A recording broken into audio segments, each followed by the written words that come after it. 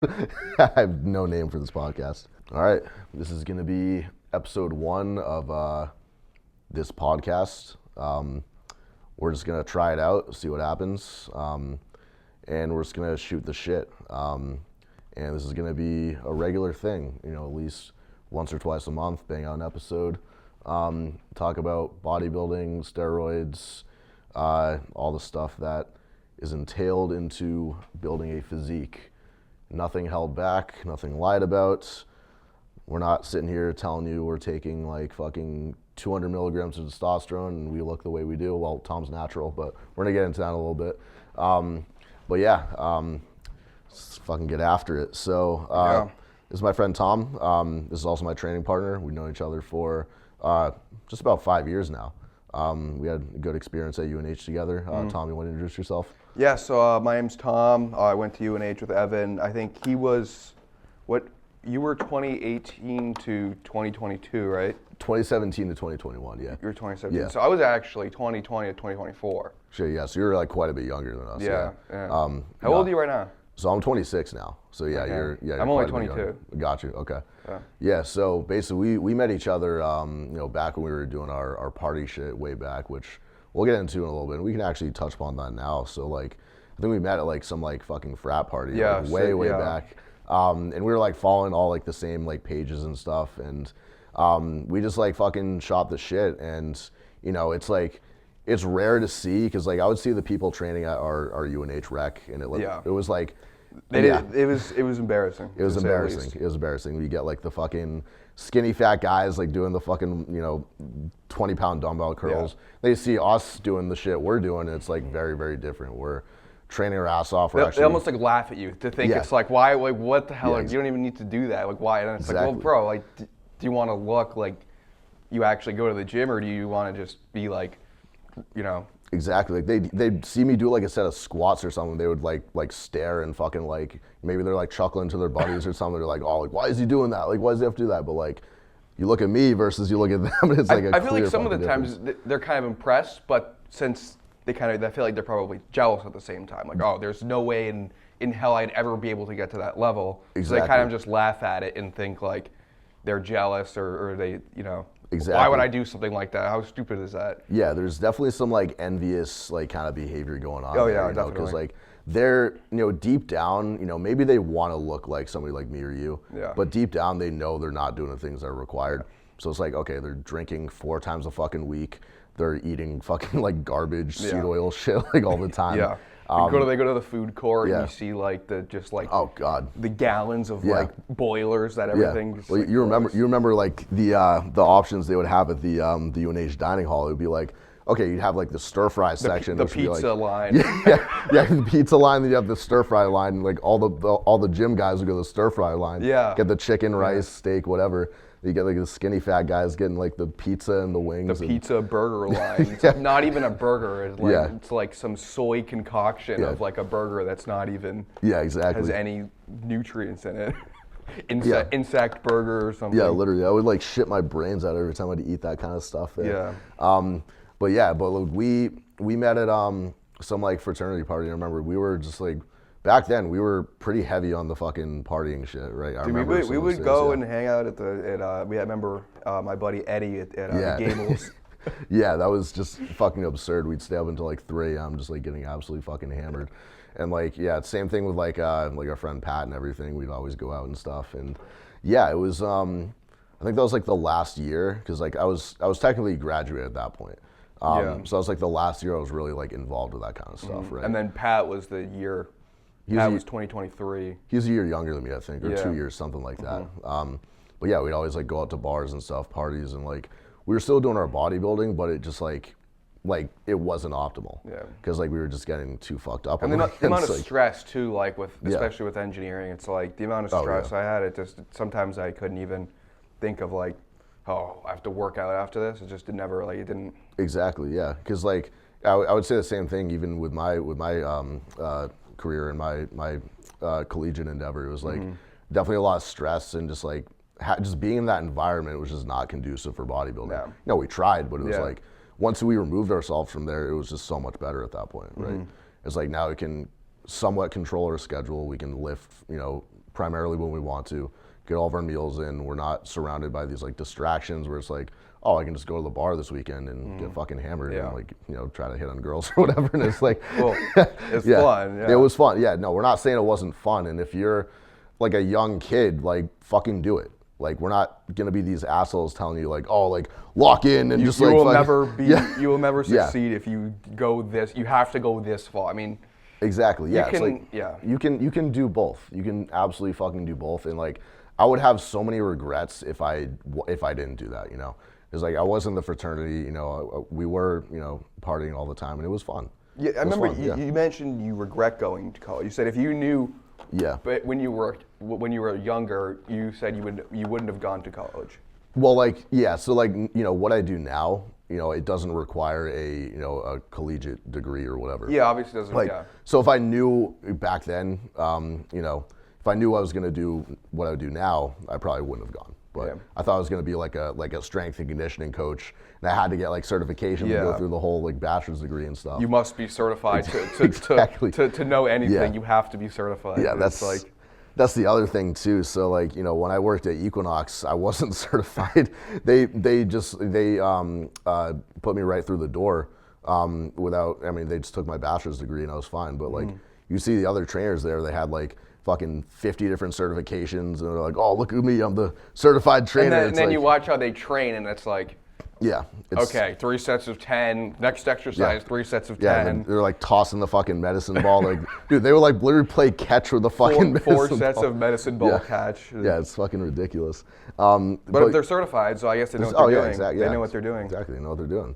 And their physique reflects it too. But anyways, but yeah, it's like, I would say experience and just like putting yourself through, you know, actually building a physique, doing the nutrition, doing the hard training. It's like, the shit you learn from that, doing it yourself, that's where you can apply it to other people, and I think that's way more fucking valuable than any certification you can have. You know? No, I definitely agree with you. It's putting in the work. You have to do the work to learn how to do it. Exactly. Like, you know, if you weren't going to be an engineer, you'd be a fantastic trainer. Because you built your physique from fucking scratch. From doing it myself. I never even had a trainer ever. I like never. Exactly. Like, I know at Crunch right now they do like training programs where you can pay someone $90 an hour and they kind of just like watch you do the exercise and then like go to. I've never done any of that. I've never like. It's all just been learning from people who started from scratch and. Exactly. Like everything I learned was from either doing it myself or learning from somebody that's been there, done that. You know. Yeah, I mean, to give you a perspective, I was 150 pounds, same height. I'm 6 foot tall. Yeah. I was 150 pounds back in 2019. I'm like 205 right now, and pretty lean too. I mean, I definitely like. I'm not lean like you, but most of it was, you know, probably half muscle, you know, maybe a little bit more fat too. But I mean, you kind of have to. Exactly. You have to, as being natural, you kind of have to deal with that as like, okay, I want to get stronger, I'm gonna get fatter. It's like you really can't do anything about it. I mean, you can try, but you're gonna gain some fat. Yeah. When it comes to building a physique naturally, you have to admit it. Like, exactly. Yeah, because like for those of you guys who don't know, like, you know, Tom is natural and you're natural, so you built your physique essentially from scratch, and like you had to figure out like, okay, like I don't have these like fucking exogenous levels of hormones that are helping me with my bodybuilding, so you had to do things a little bit differently, you know, than what I'm doing. So just like, you know, give me a quick rundown of like, you know, some of the things you've tried in terms of like just building your physique and everything over the years. Yeah, so I think I do a pretty standard training routine. I'll do Monday legs, get it over with. Tuesday, either back or chest, and then Wednesday, whichever one I didn't do the previous day. So if I did back, then I'll do chest, and then Friday or maybe the weekend I'll just do arms and shoulders. So that was a pretty standard routine that I've been doing for the past 5 years or whatever. Right. I think a lot of the misconception is you have to do 3 sets or 4 sets of this many reps. I think you should have it as set yourself a minimum number of how many you're going to do, and then after that is where you need to start actually. Exactly. Like, it's not like, okay, I've hit a certain number of reps or sets, I'm done. It's, okay, I want to get a minimum of 15. That's what I need to do. And then from there on, you're going like past whatever you need to, past failure. Exactly. because we've trained together. Like before, we were trained together for a couple months, and like you almost train like somebody that is on fucking steroids, which is, I think, like that's where this kind of disconnect comes from. You know, people think they're natural, so they're like, oh, I have to do less in the gym so I can recover, or like, you know, I'm gonna just not train the way that a guy on steroids trains. But it's like, you should do that. You should still do what I'm doing. Yeah. You're just gonna be natural, so the progress is gonna come a little bit slower. Yeah, right? yeah. Because when I did work out with you, or still do. Yeah. I remember we would do like a crazy light day, and you'd be like, okay, I'm ready for the next day, and I'm like, dude, I can't like. I mean, I don't really get sore anymore, obviously, because it's like, I've just been doing it for so long that I don't get sore. But once you go that far, your joints and like your tendons and not even your muscles, it's just like, ow, like it just hurts. Like you're in pain. You're gonna hurt. It doesn't matter. You're in fucking pain. Once you work out with someone who's pushing to that level that is enhanced, it's gonna benefit anyone. Right, exactly. Like that's one thing you do have to, you know, keep count of when you are naturals. Like your recovery ability is a little bit less. You have to understand that. But what I was impressed is, like, you know, when I started coming to Crunch and we were training together, it's like we would basically do my workouts, which I've been doing for 5 years on grams of fucking steroids, and you were keeping up with that shit, right? We were doing, you know, crazy, like, you know, Smith machine squat sets, super high intensity, failure, forced reps. We were doing like supersets of the leg press and the fucking hack squat, which is absolutely fucking like mental. Like, and people will look over at us and be like, what the actual fuck are these guys doing? Like nosebleeds and shit. Like, start bleeding after you. I remember you did like 5 plates for 5 or 6 on and then your nose starts bleeding. Yeah. And there's this couple like on the Smith machine rack next to us. It's like this like dude and his girlfriend. They're probably just trying to have a nice little night out at 10 Crunch. 10 pounds on it. Yeah, exactly. And then you look over at us doing like actual bodybuilding training. It's just so fucking insane. They were almost like disgusted. Like they had a look of like disgust and like fear, like almost fear. Like, oh my God, like we need to like get away from these people. Yeah, we gotta just move to another machine. Just completely disrupted the workout. It's fucking hilarious.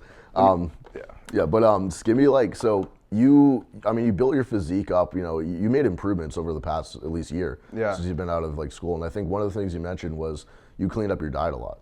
Yeah. So tell me a little more like what you've been doing for that. Yeah. So I remember at school it was tough because there was only like one supermarket, which was the Hannaford's. Right. And I mean, it wasn't like they didn't have the best stuff. But now that I'm back home, there's definitely more options because I think just being stuck in one area of New Hampshire, there's not many options to especially even like restaurants. Yeah. Like we had what was the one we'd always go to?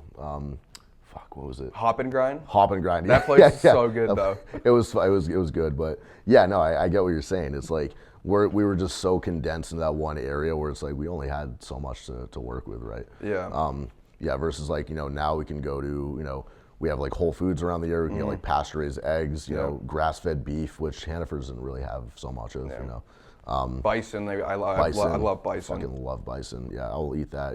I had it today. Actually, before we came here, it's 10 ounces of bison. That was my meal. Yeah, I mean, the nutrition is so huge. Even even natural, it's like you really have to be dialed in with that because it's one of the only variables you can control, right? Because you have an enhanced user who's they have the training variable, they have the nutrition variable, and they have the steroid variable. Yeah. Versus you only have those two, so you really have to be dialed into that. Especially, do you keep like a higher fat content in like most of your meals? I mean, honestly, right now I'm not really tracking a lot, but I mean, one thing that I've noticed is in the morning I'll either eat maybe an egg or a like toast or something like that, or and I'm perfectly fine like the rest of the day until like I get hungry again. Yeah. But if I went to a few times, I've had like a muffin, like this sugary muffin, and I just crash. Like I can't even, it's fine when I'm eating it. Like I get this quick burst, and then it's just like I can't even. I have to go to sleep. Exactly. Yeah, it's crazy because like you were eating not so great a couple of years ago, and you're probably used to that shit. But as soon as you switch over to the clean food, the second you incorporate something like a sugary muffin or like a seed oil burger or something like that, it's like you just crash and your body just can't fucking handle it. I remember we went out to I think it was like the Goat in Portsmouth. Oh yeah. And I got this this sandwich. It was a burger, and the buns were 2 grilled cheese sandwiches. So I was eating it like it was like a grilled cheese sandwich with buns, and then like this meat that was like not even very good. It was just like so fatty. I remember I was driving home, literally like gagging, like gagging, like as I went over bumps. That's like how shitty I felt. I almost fell asleep on that drive back because I was just getting like you said, I got like the spike of energy. Now as I was driving home, I was like crashing. I was like gagging going over bumps. Like I couldn't even like hold it down, and I just got home and it was horrible. It was fucking terrible, man. So if we had to, because you are natural right now, and like using performance enhancing drugs is something you're eventually going to be open to. Maybe it's not tomorrow, but it might be a year from now. But if we had to design your first cycle, because this is actually really important, because a lot of people come to me, wanting to do their first cycle and everything. So at least from your research and what you've done, like what would your first cycle be? Yeah, so I mean, what I've seen is most people take 500 tests in Anth8 and then run that for however long, however long you feel comfortable with. 500 tests, I think is what. Yeah, it could be like 3 months or something. Yeah, and then what would you add in something else, or what would you do after running that 500 test after a certain amount of time? Right. So I'll go back a little bit and say, like, I think the biggest mistake people run into when they do their first cycle is like, you have to understand your first cycle is going to be the most amount of gains you're going to make out of any cycle you ever do. Because it's such a new stimulus to your body. Like your body is like, what the fuck? We have all these exogenous levels of hormones that we didn't have before. We're going to grow. So you almost like, you want to take advantage of that. And you want to like, I don't want to say, don't take like 3 grams of gear in your first cycle. Some people do, but you want to push the envelope a little bit if you want that first cycle to be explosive, right? So I would say like, 500 milligrams of test, it's a good starting dose. Yeah. It's a good dose to kind of like feel out, okay, like how do I respond to testosterone? How do I respond to estrogen? Do I need to add in aromasin or Arimidex? And once you kind of deal with that, then you can assess, okay, we can add in another compound here. Because if you throw in 3 different compounds at once and then you get side effects, you don't really know what's doing what. Yeah. So it's like taking one step at a time, right? So for you, it's like, what other compounds have you like done research on that you would be open to? Yeah, I mean, I've heard a lot about Anavar and Anadrol. I know Anadrol is not liver toxic. It's very liver toxic. What's there's one that's not liver toxic. Anavar. Anavar's, and that's an oral. It's an oral, yeah. Okay, so I've heard people, they say 500 tests for the first cycle. Yeah. And I've also heard people say like added maybe Anavar after you kind of figure out how much estrogen you're producing. Yeah, just about. So yeah, I mean, Anavar is like one of the, if we had to like rank them on like most toxic to least toxic, Anavar would be like the least toxic one. Okay. You'd run it for like a longer, more extended period of time without running into lethargy or appetite issues or anything. And I would say a good starting dose of it would be like 50 milligrams. I'm on 100 right now, and I feel fucking great. But you wouldn't want to go that high in your first cycle, just because you're still kind of dipping your toes in the water, right? But yeah, adding an oral like that would be really, really good, because I mean, it's going to kick in really, really fast and really hard, within 3 days of taking it. So you're going to get effects almost immediately, and you're going to see strength benefits almost immediately from taking it, right? Yeah. In terms of like other injectables, like what have you done research on? Like what would you try? I mean, I know you love equipoise. From time to time. From time to time. It raises my blood pressure a lot, so I don't really like taking it for a long time. I like Primobolan. That's a really good one. Yeah, I've heard you talk about that. 'Cause it doesn't convert into a whole lot of estrogen. Primo and Masteron, I've heard, are good to run together. Exactly. Yeah. So actually, most of my clients that kind of want to keep like a leaner physique year round, I always give them Primo and Masteron, because they actually work really well together. Masteron doesn't build a whole lot of muscle. It gives you more just like a drier, kind of like leaner look. But Primobolan is a very good anabolic. You can run that for a long time. Not going to hold a lot of water, not going to convert to estrogen. It's a great one. Yeah. So if you were to start a cycle, my question is, did you make the decision to like stay on it, like for life? Because it's a big decision. Well, yeah, that's the thing, is you have to run it for what, like 10 plus years for it to actually matter, like for you to actually, have it not benefit you, but work properly. You have to do it for for at least 5. How long would you say? Like a life. Oh yeah. No, like your entire, like how would you? Yeah. So I always tell people like, okay, like if you're gonna do the hardcore bodybuilding, you want a time frame where you want to be in it and you really want to push the envelope. So that could be 5 years, that could be 10 years, but in that time frame, you're doing everything you possibly can to get the most out of your physique. Yeah. And then afterwards, obviously, 10 years of blasting fucking grams of gear, you're gonna be shut down. Yeah, exactly. It's not a question. So it's like, when you go on, you almost have to make the decision of being like, okay, I may not recover my natural levels. It just might not happen. So I may have to just stay on TRT. And that was a decision that I had to make when I took my first injection, right? So for you, if it's something you want to, if that's a route you want to go down, you have to almost make that. You have to make that decision. Say, this is what I'm going to do for the next 10 years, and I'm going to do this. But then you see, what about people like David Lade and like these influencers where I mean, obviously, like they have nice physiques, better than like I know since you're so hardcore, you like to kind of shit on them. I love to shit on them because they aren't taking it as far as you are. Right. But what like with people like fake natties in these influencers, how are they doing it?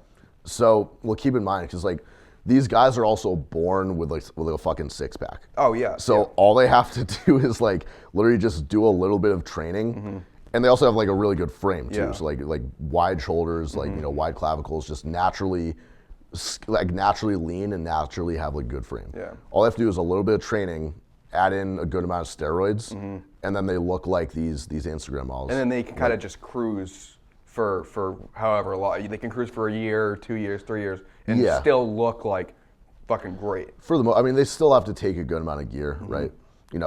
It's ridiculous to assume they're not taking like around the same doses as bodybuilders. They're just doing it a little bit differently, right? Up to like a gram, would you say, of total? I would say, yeah, a gram to 2 grams, yeah. I would say some of them even 3 if they need it. But keep in mind, they're not doing these like big bulks, right? So, a bodybuilder trying to gain a lot of size, they might eat like 5,000 calories and take like a gram of DECA and a gram of test. An influencer, like a Instagram fitness model influencer probably wouldn't want to do that. Yeah. So they're taking because they look and feel like shit for a while, which isn't going to be good for them. It's not going to be good. Doing social media and exactly. It's not going to be good taking the fucking pictures, taking the selfies, and everything. They're going to be like, they're going to get some side effects too. Exactly. So it's like if you're an influencer, I feel like you wouldn't want to push that envelope as hard. You want to do more of like a. Yeah. So like their testosterone dose, I would say like. Probably some of them go up to a gram. It could be rare, but like they definitely keep the test like lower because again, the side effects. They don't want to have all this acne going on, water retention. Look like a monster, where people would actually, in some cases, be like scared or think it looks disgusting. Exactly. Yeah. Yeah. So they would lose a lot of that like teenage like. Yeah. Oh, he looks cool. Like, oh no, like you look disgusting. Like at some point, some people see that literally, and they think you look disgusting, and it's like I would never want to look like that. Exactly. Yeah. And it's funny because like if you push the envelope like I do, it's like you're gonna look like a lab rat. It's just the reality of things. But like I want to look like that, so I don't give a fuck. But these like influencers and stuff, so it's like. The average person, or like even like most like females, like girls, will look at that and find that attractive, which is like what they're going for. So they can't do this lab rat shit that the bodybuilders do, and they can't take like 10 IUs of growth hormone and insulin and like 5 grams of fucking testosterone. They're gonna take things a little bit lower so they can still maintain like that. They still want to look pretty, right? They still want to look pretty and look good in photos, and that's what aesthetics means. Have their family still like. See them as a normal like human and exactly, yeah. Well, that's what aesthetics means. It's literally it means like beauty, like male beauty. Yeah. Like, that's what they're going after. And again, we're not like shitting on these people. Well, I kind of am, but again, like if you want to do that, I think that's great. If you want to keep a physique that the average person finds to be good looking and attractive, you can absolutely use hormones to get you to that point. But it's just a different approach if you're going the bodybuilder route, right? Yeah. Like some of the doses I've pushed, in the past year of, people, the average person might, hear that and be like, what the fuck? Like, I don't want to do that. Exactly. Exactly. It's kind of what you have to do. Get our gallons out here. Yeah, exactly. Yeah, we got the water. Yeah, yours is all fucked up. Yeah, dude, I've had this for like 3 months, probably like seeping microplastics into it at this point. Yeah, Jesus Christ. Yeah, I literally buy a new one like every fucking day. But yeah, that's the thing with like the water too. It's like I probably drink like a gallon and a half, 2 gallons every day. I fill this up every day. I mean, this kind of has a giant dent in it, but I mean, it's probably still around a gallon. Yeah, exactly. But it's so important, especially if you're on like gear too, like the water intake, because like one of the things you have to watch out for is blood pressure when you're taking gear. And it's like, you know, you don't necessarily want to reduce your salt intake. You want to almost like push the water intake up to match the salt intake, and that's what reduces a lot of these blood pressure issues. So when I get blood work, I'm really looking out for, you know, things like, you know, EGFR, which is your kidney's ability to filter out blood. I'm looking at BUN, I'm looking at creatinine. So all these like kidney markers that basically can be reduced by just keeping better blood pressure, right? Even as a natural, I'm sure it's important, right? Because like think about it, you train hard. Yeah. So think about what your blood pressure spikes up to when you're fucking training, right? Yeah. Yeah. It's insane. It's insane. So you can probably get another topic over here. So let's actually answer some questions. That'll be cool. So I got a I had a question actually. What's the benefit of taking salt before you work out? Salt, so mostly for pumps. So I always find, so if I lack salt in my diet, my pumps are fucking terrible. Yeah. So keep this in mind, like so your muscles are pretty much like 70% water, and a lot of it's formed from glycogen. So you literally need the salt to like almost like retain that water like intramuscularly.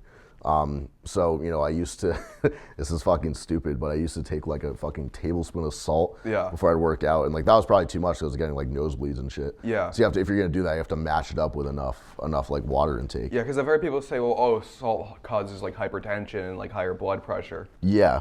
But the thing is, they're just not drinking enough water with it. They haven't So if you're drinking enough water, then the salt doesn't cause like hypertension and the negative side effects, or is it? Exactly. Let's see. I'm gonna get some questions up here from the Q&A I did. Let's see. Yeah, there we go. Sweet. Yeah, we can answer some of these. So we'll get something. We'll try to get something that's more related to Tom because he's natural. So there's a lot of gear questions here. How much D-ball you should mix with your fucking, I don't know. Exactly. I mean, you know the answers, obviously, but I just done it. Yeah, we're gonna get some less gear-related questions. Okay, let's talk about this. So, how do you keep your hair? My hair? I mean, yeah, you don't really have to worry about that so much. Yeah, no, my hairline's all right, but yeah. So mine, mine's like good for the amount of gear I've taken. You know, it's receded a little bit. You know, I'd be lying if I said it didn't. But you know, I was like so anal about it when I first started taking gear. I would take like the finasteride tablets. I'd take RU 584441, like, you know, like the topical shit you put in your hair. Yeah. And it was like, but I was only taking like 250 milligrams a test. So like I really didn't need to to go that far. But you know, now I cut out all that shit. Because I honestly, you know, worst case, I'll get a fucking hair transplant in Turkey in like 2 years if I have to. But do you think you have like the balding gene like in your family? Yeah, definitely. Gotcha. Okay. So that is something I'm kind of worried about at the same time. But I mean, I like to keep my hair like fairly long usually. I mean it curls up a lot. So yeah, I mean you still have like thick hair. Yeah, which is good. So it curls up a lot, and I don't usually have to worry about it. Even if I do start, getting anything, I just make it longer and just have it curl around and put a hat on. So probably 20 years down the line, I'll definitely have an issue. But right now, it's like, no. Yeah, and then like worst case, you get a hair transplant for $2,000 in Turkey. Yeah, which is like they literally have trip packages specifically for people that want to go there for hair transplants. Well, you know how they do it, right? They take like follicles from like the side of your hair or like the fucking like your body hair or something, right? So what they do is they take like a circular thing and they don't just take the follicle, they actually like cut it out. with the skin and everything. Yeah. So they like go in like an inch, like not an inch, I mean, like, I don't know how far they go, but it's like they take out a chunk of like skin with the hair still in it, and they make a hole in the front of your head, and they stick in the like chunk of hair, the chunk of skin attached to the hair that. Yeah. So I didn't know that. Yeah. Well, they have to take it from the areas that aren't affected by DHT. So like they'll take it from like the side, they'll take it from like your like fucking leg hair, body hair, something like that. The stuff that actually like, you know, like DHT will help it grow. Yeah. It won't just fucking, you know, attach to the follicle and you know, cause miniaturization. So that's something I'll probably have to consider in a couple years or something. Yeah, but I didn't know that. I thought it was just they just pull a hair out and then like, but no, but they're taking a chunk of your scalp out. Exactly. Of each little hair, which is kind of crazy, and I didn't know that till recently. Exactly, it's insane. Here's one. So, how do you season and cook your chicken? How do I season? Oh, this is a good one. Do you even eat chicken? Yeah, so this is a good one. So back at UNH, I would go to Hannaford's, get 2 pounds of chicken thighs. Okay, throw them in a bowl. I would put cayenne powder, like garlic powder, and then a ton of Himalayan pink salt. And there's this one bottle of like sauce that they had at Hannaford's. It was called like Chipotle barbecue something. Or I remember using that. Yeah, and it was like a Chipotle something, and I would put it in the bowl like just like a good amount. It was probably it had a ton of sugar in it. Yeah. But it's like whatever. It was so good. It was good, and I take it and I mix it all up, and I had this air. It was like a toaster oven, right? Yeah, like an air fryer. It was an air fryer, but it was more of a toaster oven. And I didn't really give a shit about the thing, so I just put the rack in, put the turkeys, put 6 chicken thighs in it, and it would just like, there was this pool of like chicken juice at the bottom, and like the whole house would like smoke up. So you literally just destroyed that fucking thing. Well, actually, I cleaned it out recently, but still like, yeah, there was so much chicken juice that would like accumulate in the bottom of it. No, I would have the same thing with my grill. Like it would just like accumulate this like chicken grease. Yeah. And like I didn't clean it out for like a year, and like it was still like intact. Like it didn't go moldy or anything. It was like a pool of fucking chicken grease in there. That was insane. I have a picture I can send to you and have it pop up right now. Disgusting. So like people always ask me. It's like this is literally why I got this fucking question, because like I'll get DMs and saying like, you know, how do you cook your chicken? I'm like, it's so fucking simple. There's so many ways to do it too. It's okay. Like, yeah, you can grill it, you can put it in the oven, but it's like what I like doing recently is like basically using scissors and like cutting up the fucking breast and just pan frying it. And I'll just put some like grill mates on it. And that's literally it. But it's like, you know, if I didn't do that with my chicken and I was eating bland shit, I wouldn't be able to stick to my bodybuilding diet. Are you fucking kidding me? Yeah, I would set my toaster like 400 degrees and it would like crisp up because there was sugar. There was the sugary sauce that would kind of like crisp it up in the toaster. But when you put it in a pan to pan fry it, do you put anything in the pan beforehand? Just like I spray olive oil. Spray. That's it. Yeah. What kind of spray? Like olive oil spray. Yeah. I'll put like a small amount on there and just it cooks it up so nice. I'll let it like char a little bit too, which makes it really good. Yeah. But yeah, I mean, going back to like the flavor thing, it's like if you just make your food bland, you just put like salt and pepper on it. It's like, okay, maybe you're a psycho and you think that fucking tastes good, but it's like you're not gonna stick to your bodybuilding diet if you can't make your food fucking taste good. It's like every single day I look forward to eating my food. I look forward to eating my eggs, my steak, my chicken, because it just tastes good, right? But yeah, it's like if you want to stick to something, you have to make it sustainable. Yeah, I think a lot of people are scared of like making their food unhealthy. It's like, dude, put some of the Ray's barbecue sauce on it. Like, don't. We're talking like a 1% difference of calories. You're just gonna burn off in the fucking gym. Like it's that simple. Yeah, it's okay if there's a little bit of sugar in your fucking sauce or whatever. Just make it taste good, especially if you're bulking too. It's like you don't want to be sitting at your plate for an hour trying to choke down a bunch of plain chicken and rice. Throw some salsa in there, throw some sauce on so you can just fucking pound it down and get on with your day, right? Yeah. All right, so I think they're about to kick us out of this room, so we'll wrap this up. Yeah, so we'll wrap this up. Tom, appreciate you getting on here, man. Appreciate you driving an hour to... No, anytime, dude. Yeah, for sure. Now I'm going to buy Tom a fucking steak and rice bowl from this Chipotle restaurant. There we go. And, for his time, and that's how I'm going to repay him. Awesome. I appreciate you guys watching. We'll do more of this kind of content. But until then, peace. Peace.